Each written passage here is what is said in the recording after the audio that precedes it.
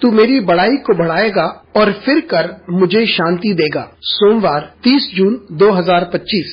आज के मनन के लिए मैंने आप ही के लिए चुना है यशाया 38 और उसका 5वां वाक्य। जाकर हिजकिय्याह से कहे कि तेरे मूल पुरुष दाऊद का परमेश्वर यहोवा यों कहता है, मैंने तेरी प्रार्थना सुनी और तेरे आंसू देखे हैं। सुन, मैं तेरी आयु 15 वर्ष और बढ़ा दूंगा। आपका दिन आशीषित हो।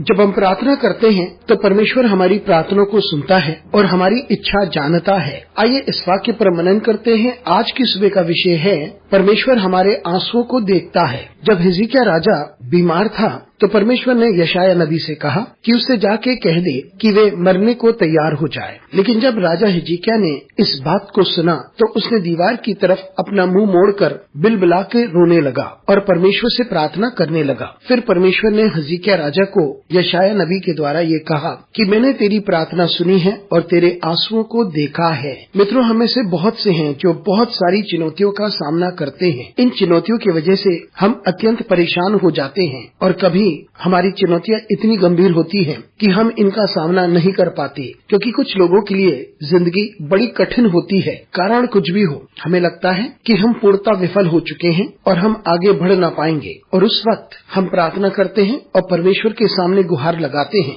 और हम जानते हैं कि हमारे आंसुओं को और हमें कोई और नहीं समझ सकता। लेकिन परमेश्वर ने यशाया नबी से कहा, मैं जानता हूँ और मैंने तुम्हारी प्रार्थनाएं सुनी हैं और मैंने तुम्हारे आंसू देखे हैं। बहुत बार हम ऐसी परिस्थिति से होकर गुजरे होंगे जहाँ लोग ये नहीं पहचानते कि हम किस परिस्थितियों से होकर गुजर रहे हैं और हमारे आंसुओं का मूल्य लोगों को नहीं पता होगा। लेकिन परमेश्वर हमारे आंसुओं को देखता है। इसका अर्थ यह है, जब परमेश्वर हमारे आंसुओं को देखता है तो सकारात्मक रूप से प्रतिक्रिया देता है। और जब परमेश्वर को पता चलता है कि हम दर्द में हैं, तो वह हमारे लिए असंभव करता है। परमेश्वर असंभव करता है। उसने हिजकिय्याह राजा को 15 साल दिया और वो हमारी परिस्थिति में भी संपूर्ण बदलाव ला सकता है। वो हमारी प्रार्थनाओं को सुनता है और जो हम चाहते हैं उससे भी अधिक वे करेगा। इसलिए हम हमेशा परमेश्वर को निहारे। परिस्थिति जितनी भी कठोर हो, जितनी भी गंभीर हो और जितना भी सख्त हो, हम परमेश्वर को निहारे और वो हमारे आंसुओं को पहुँचेगा।